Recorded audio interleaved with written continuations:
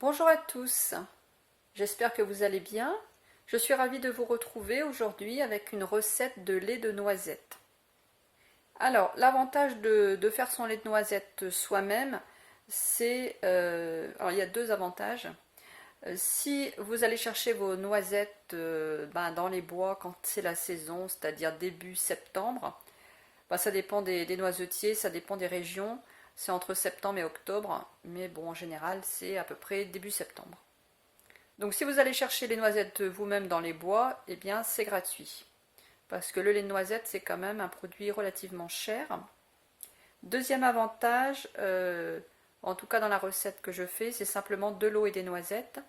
Si vous regardez la composition des bouteilles de lait de noisette en magasin, on se rend compte qu'il y a vraiment des tas de produits dedans.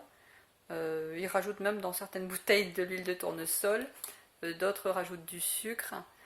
Certains rajoutent tout un tas de choses qui n'ont rien à voir là-dedans. Même des vitamines, j'ai vu dans certaines bouteilles. Enfin bon, voilà. Deux avantages. C'est gratuit si vous allez chercher les noisettes et vous évitez tous les additifs. Alors le lait de noisette est très intéressant parce que les noisettes contiennent du fer, du magnésium, du calcium et des acides gras monoinsaturés. Par contre, c'est un lait qui va être plus gras que le lait d'avoine. Donc pour toutes les personnes qui n'ont pas envie de consommer de gras, ce n'est pas forcément le lait à privilégier. Il faut mieux dans ce cas-là prendre un lait d'avoine qui est beaucoup moins gras. Mais pour ceux à qui ça ne pose pas de problème, eh bien c'est un lait qui est vraiment très bon. En plus de ça, on récupère après l'okara. L'okara, donc c'est le résidu, c'est ce qui reste quand on a fait le lait. Et donc on peut faire des petits gâteaux avec. Je vous donnerai d'ailleurs la recette la prochaine fois. Alors les ingrédients, pour 1 litre d'eau, donc je mets 1 litre d'eau et je mets 250 g de noisettes comme celle-ci, sachant qu'une fois que je vais les casser, il me reste 100 g. Parce que bon, les noisettes, les coques, ça pèse lourd quand même. Donc 250 g de noisettes entières pour 100 g de noisettes décortiquées. Alors ce que je fais, c'est que je casse les noisettes la veille au soir et je les mets à tremper dans de l'eau. Pour deux raisons. Déjà, la première, ça va désactiver les antinutriments. Vous savez que tous les oléagineux contiennent des antinutriments. Donc ça les désactive en les faisant tremper pendant toute la nuit. Et deuxièmement, ça rend les bons nutriments plus assimilables par le corps. Donc pour ceux qui ne vont pas chercher les noisettes eux-mêmes, bien sûr vous pouvez les acheter en magasin. Et donc vous faites pareil, vous pesez 100 g et vous les mettez à tremper pendant la nuit. Donc maintenant je vais les rincer. Voilà, les noisettes sont rincées, donc maintenant je vais mettre tout ça dans le blender. Donc vous utilisez soit un blender ou un robot selon ce que vous avez. Donc on verse les ingrédients, il n'y a pas d'ordre particulier pour les noisettes. De toute façon, vu leur poids, elles tomberont dans le fond.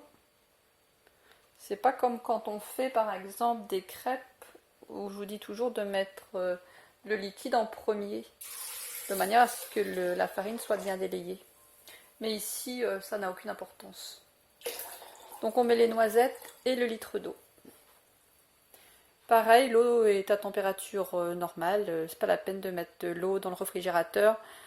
Comme pour le lait d'avoine, vous savez, je vous avais dit, il faut mettre de l'eau, c'est mieux dans le frigo, pour éviter que le lait devienne gluant après. Mais ici, ça n'a pas d'importance.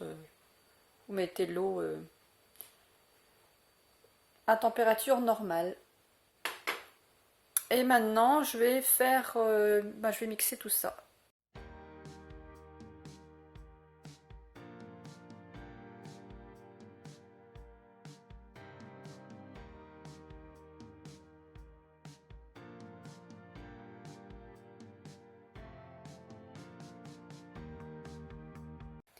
J'ai mixé 1 minute, c'est très rapide.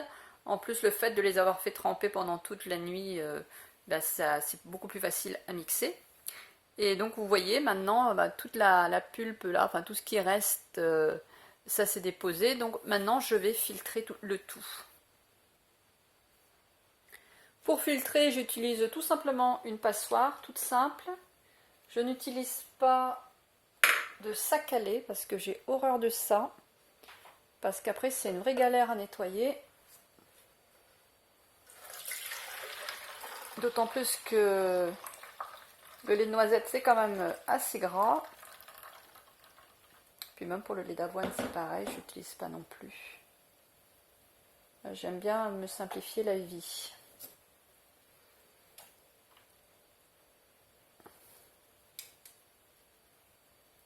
Donc là, il en reste, je ne sais pas si on voit. Donc j'ai rajouté un tout petit peu d'eau dans le fond du blender pour récupérer tout ce qui restait. Donc avec une cuillère, je viens un petit peu presser.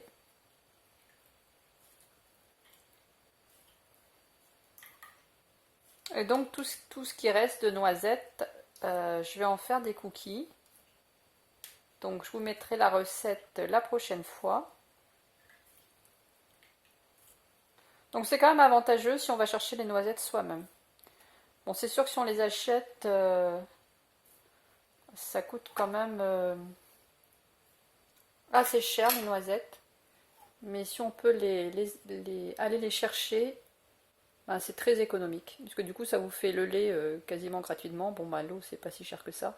Et puis après tout ce qui reste, là vous voyez, je vais en faire des cookies et puis ben, c'est gratuit quand on va les chercher soi-même.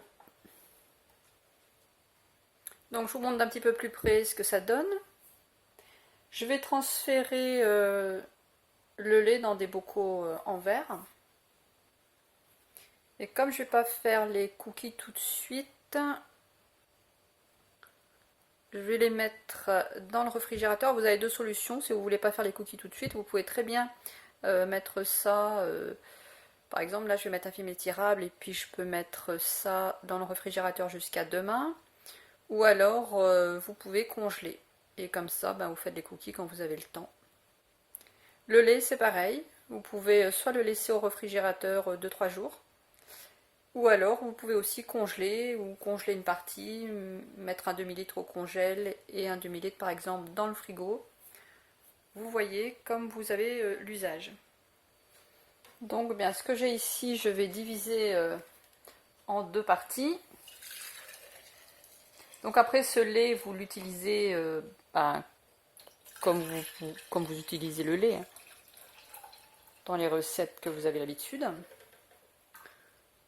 Si vous aimez faire des crêpes, vous pouvez en faire. Bon, je parle toujours de crêpes, c'est une déformation. Je suis en Bretagne, on fait des crêpes tout le temps, ça je le répète. Voilà pourquoi je vous parle toujours de faire des crêpes. Voilà, ben écoutez, j'ai mes 2 demi-litres. Donc effectivement, avec un demi-litre, je vais faire des crêpes. Et avec l'autre demi-litre, je vais faire du fard. Voilà, fard breton. Et puis avec l'Okara. Donc avec l'Okara, on peut faire pas mal de choses. Bon, ben, comme je vous ai dit, je vais faire des cookies. Je vous montre la recette la semaine prochaine. Et puis autrement, vous pouvez aussi le mettre dans le porridge, hein, par exemple, le matin, si vous faites des flocons d'avoine, enfin si vous faites cuire des flocons d'avoine, vous pouvez rajouter. Enfin, il y a plein de possibilités. On peut faire plein de gâteaux, plein de choses avec. Donc du coup, je suis en train de penser, comme je vais faire du fard, je vais faire un fard avec des pommes, comme c'est la saison des pommes aussi. Eh bien écoutez, je vous filmerai aussi la recette. Comme ça, je vous mettrai la recette des cookies et la recette du fard. Voilà, un fard au lait de noisette. C'est très bon. Et aux pommes. Mais écoutez, j'espère que cette recette, ça vous plaira. Pensez à vous abonner si vous ne l'êtes pas encore. Pensez aussi à appuyer sur la petite cloche. Il y a une petite cloche et vous cochez toutes. Et ça vous permet de recevoir les notifications quand les vidéos sortent. Bien écoutez, je vous souhaite de passer une bonne journée. On se retrouve bientôt avec la recette des cookies et ensuite avec la recette du fard aux pommes. Je vous souhaite donc une très bonne journée et je vous dis à bientôt.